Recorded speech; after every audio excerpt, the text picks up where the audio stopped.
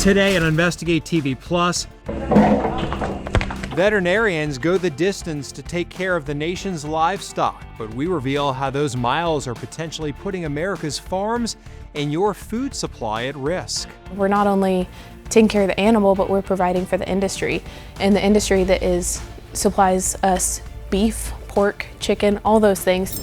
Then a routine traffic stop leads to a DUI arrest. We have any medical problems?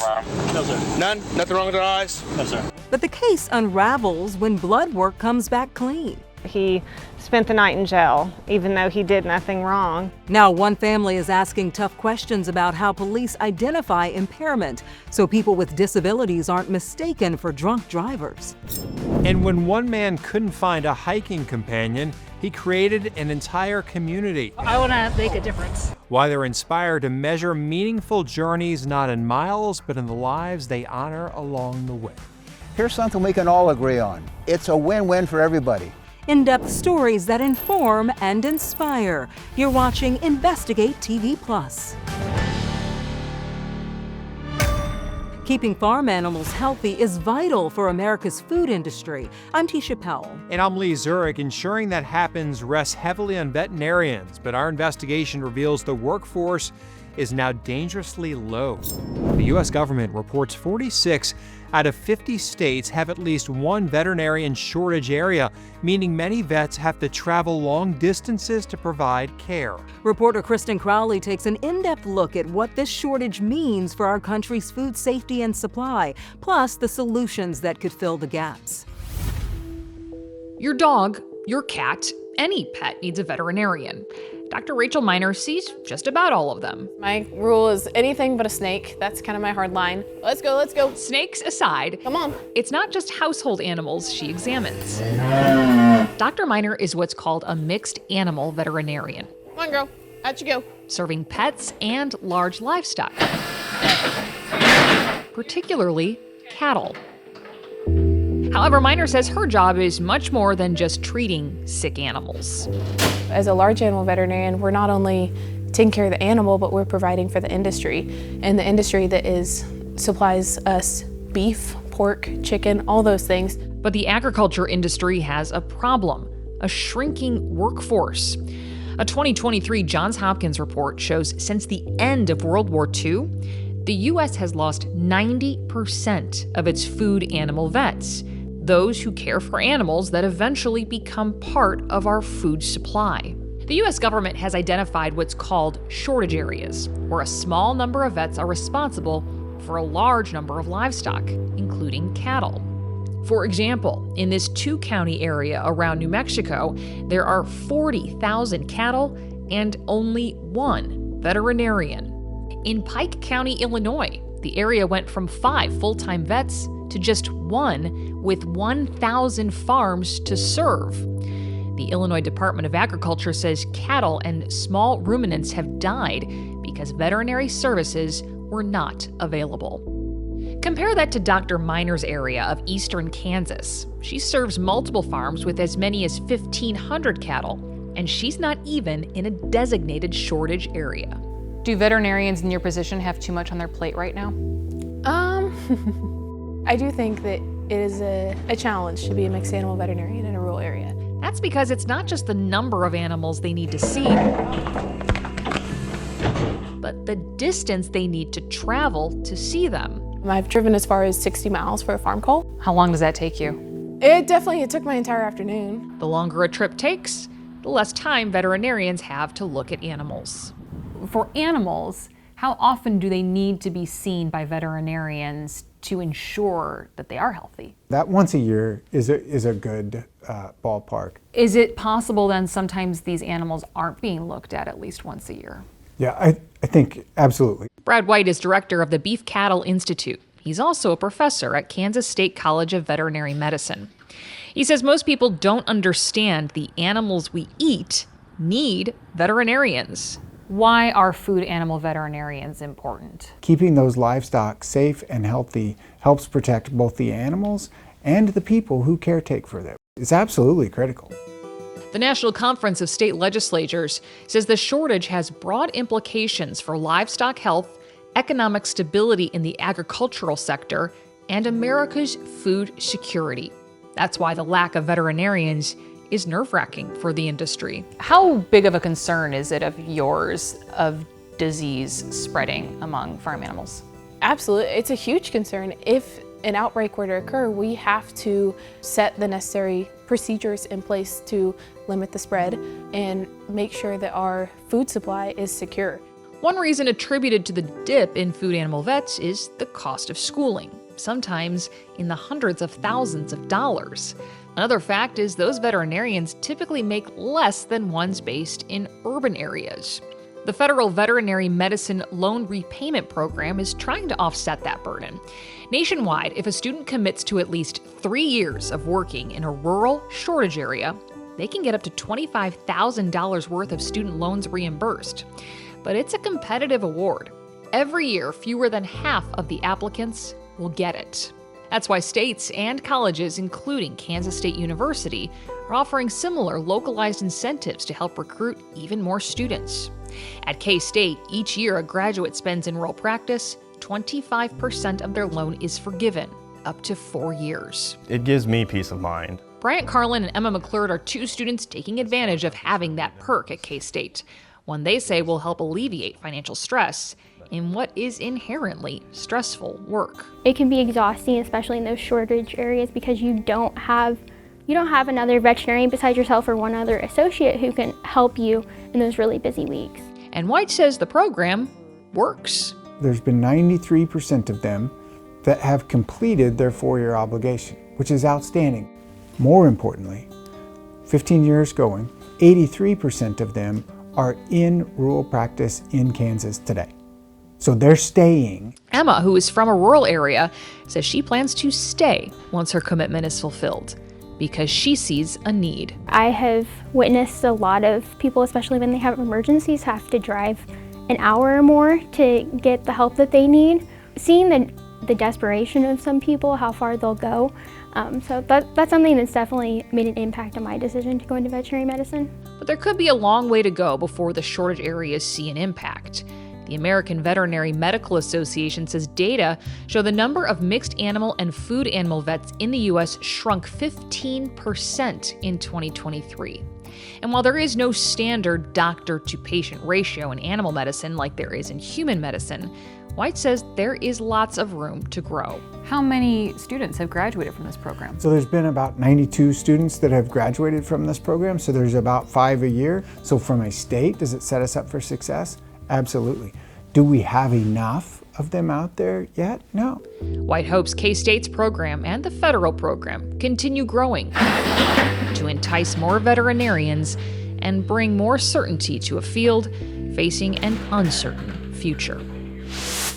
Unhealthy food animals can impact the entire country.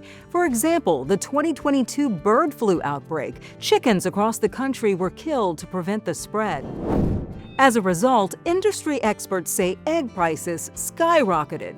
From January 2024 to January 2025, on average, cost climbed by 96%. While a vet shortage isn't blamed for the bird flu outbreak, some farmers say vaccinations for their chickens could have stopped the spread, and providing vaccines is a large part of what food animal vets do to prevent disease. The USDA says it expects the price of eggs to keep fluctuating as flocks recover from the outbreak. But scientists in Louisiana think they've discovered a way to help stabilize costs. Coming up, we'll explain how discarded shells from crabs and crawfish could help revolutionize food storage. But first, failing field sobriety tests despite being sober. Are you concerned that people with autism could be mistaken for someone who's impaired? Walking that straight line, standing on one foot, following, a person's finger with their eyes could be really challenging. We examine the solutions that could help police better recognize when disabilities might look like drunk driving.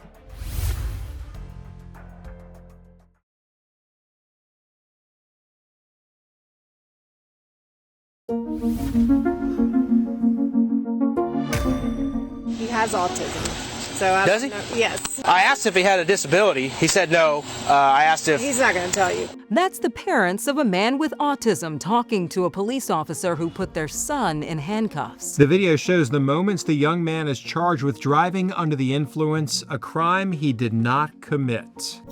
Our investigation uncovered since 2017, more than 600 sober drivers in Tennessee have been arrested for DUI.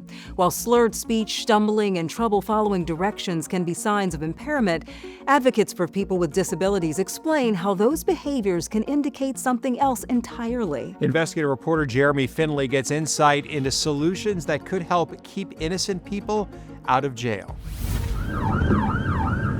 Just moments after 21-year-old Charlie Hatch is pulled over, the rapid-fire questions start. You have anything to drink tonight? No, sir. At youth group? No, sir. Before youth group? No, sir. After youth group? No, sir. Nothing in the car? No, sir.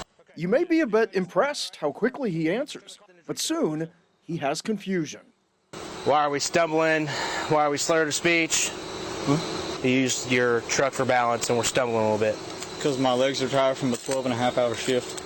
Even though Hatch explains he just left youth group after working all day, Sumner County Deputy Gabriel Yap has his doubts about his sobriety.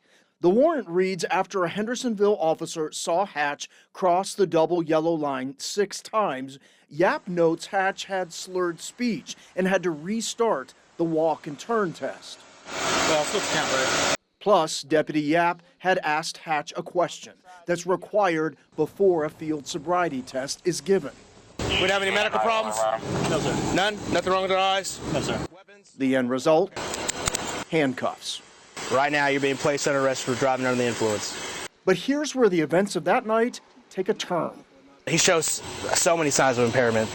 Hatch's parents, Andy and Andrea, arrive, telling something Deputy Yap hadn't heard. He has autism. So I Does he? don't know. Yes. In Charlie's mind, that's not a disability. I asked if he had a disability. He said no. I asked if... He's not going to tell you. It turns out Hatch had been diagnosed with autism since he was little and is high functioning. He also lives with anxiety and ADHD. So in stressful circumstances, he has trouble following directions. Jessica Moore is with Autism Tennessee. And so we try to help law enforcement understand to slow down. Are they asking rapid fire questions? You have anything to drink tonight? No, sir. At youth group? No, sir. Before youth group? No, sir. After youth group? Are they asking too many things at once? Are multiple people speaking at the same time? All of that can cause, especially an autistic person, to not be able to respond quickly. They may have trouble processing the language. Are you concerned that people with autism could be mistaken for someone who's impaired? Walking that straight line, standing on one foot, following, a person's finger with their eyes could be really challenging. He's just showing so many signs of impairment. All 3 tests, he failed all 3 of them. Does it matter if he has autism? To me, yes, but to the courts, I would also say yes, but he's gonna have to argue in court. He's 21. Despite the disclosure of his disabilities, Hatch is taken to jail.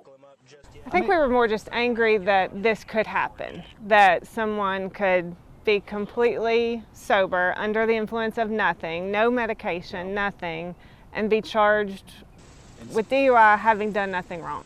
Months after Hatch's arrest, his blood work came back. No alcohol, no drugs in his system. The charge dismissed. Officers need more training. They need something so this type of thing just can't happen, and they just innocent people being thrown in jail for 10 hours when they didn't do anything wrong. For days, we reached out to the Sumner County Sheriff's Department asking for an interview.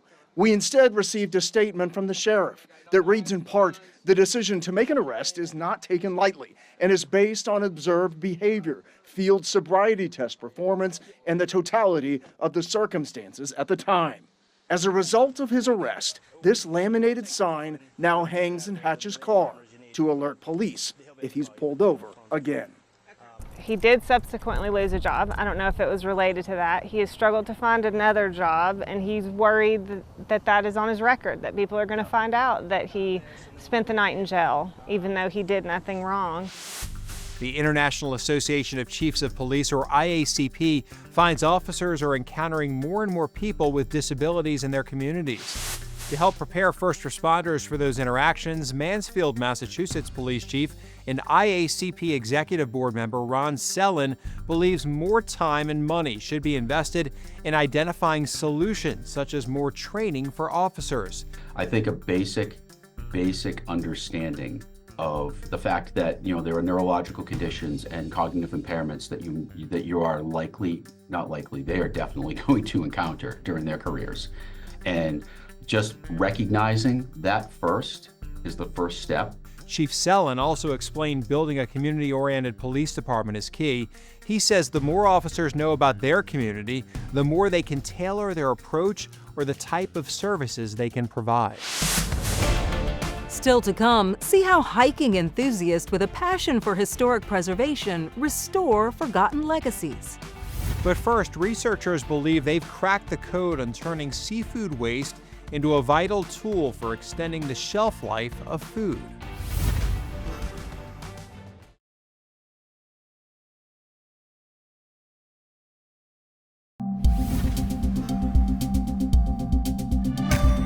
Eggs are an essential ingredient for millions of households in the U.S., but just like many fresh food items, they have a limited shelf life. When food gets tossed, it's not just a hit to your wallet. There are losses in labor, energy, and natural resources. Researchers in Baton Rouge, Louisiana believe they have a solution to help prevent food waste. Reporter Elizabeth Val explains how scraps from a crawfish boil or picking crabs could be key to making your groceries last longer. There's nothing better than the smell of crawfish fresh out of the pot, and nothing worse than the smell of the shells after you dump them. But it turns out those old shells have some big potential. The idea is to reduce the waste from seafood processing, particularly from shrimp, crab. Louisiana produces 850 million pounds of seafood each year, much of it shellfish like crab, shrimp, and crawfish. Dr. Watun Preniwatwatkul and his team inside the LSU School of Nutrition and Food Sciences developed a process to break down crustacean shells into a chemical compound called chitosan, which can be used to help extend the shelf life of food. In food, it has the antimicrobial property, so it kills bacteria, it can use to kill pathogens. Chitosan is not a new compound, but the process developed at LSU makes it water-soluble. That makes it easier to use in the food industry, more effective, and it has broad applications. Because it's odorless, now we can use it almost in anything. For example, researcher Dr. Upong Gao is using different concentration to coat eggs, allowing them to be stored at room temperature for up to 7 weeks. Similar processes can be used for other foods like fruits, veggies, even seafood. I see a lot of potential there. Gao says their chitosan compound could even allow the industry to transport and sell eggs without using cold storage, potentially cutting costs and saving you money. All while giving one of Louisiana's largest industries another boost. The team at LSU has a patent for their compound. They say their goal is to work with food companies to adapt it for use in the industry. Up next, dozens who crossed over centuries ago may be gone but not forgotten. Today is the 65th time we're out here cleaning these graves. How a hiking crew uses their hobby to help honor the dead.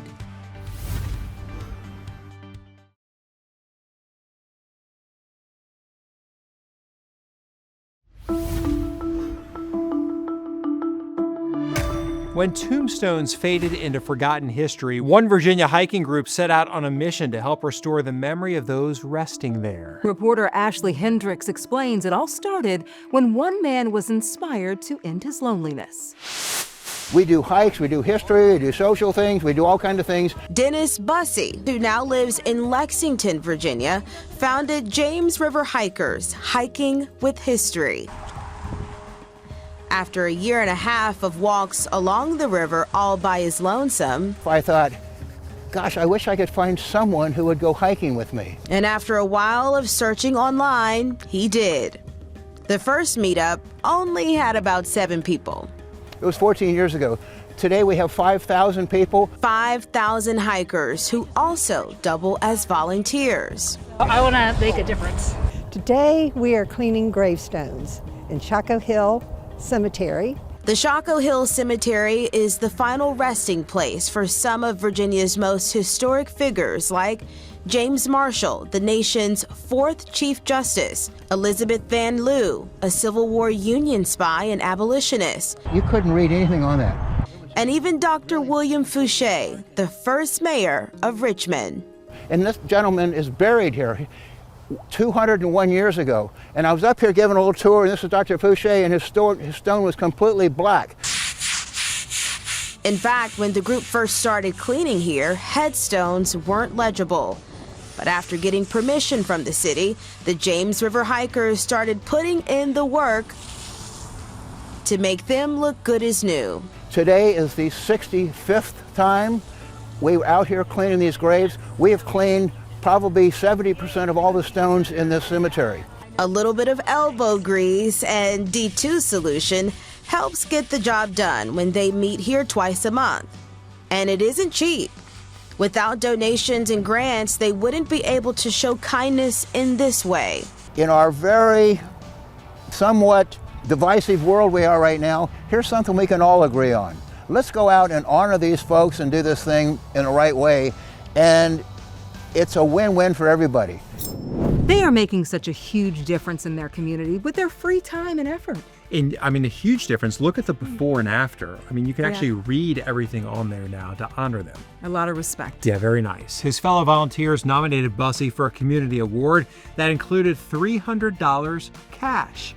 Check out his response. That's completely wonderful. You know, we can clean about 40 veteran headstones with this money right here. Thank you very much. Then he went right back to work. No surprise there. No. And that's it for us on Investigate TV Plus. I'm Lee Zurich. And I'm Tisha Powell. Thanks for watching.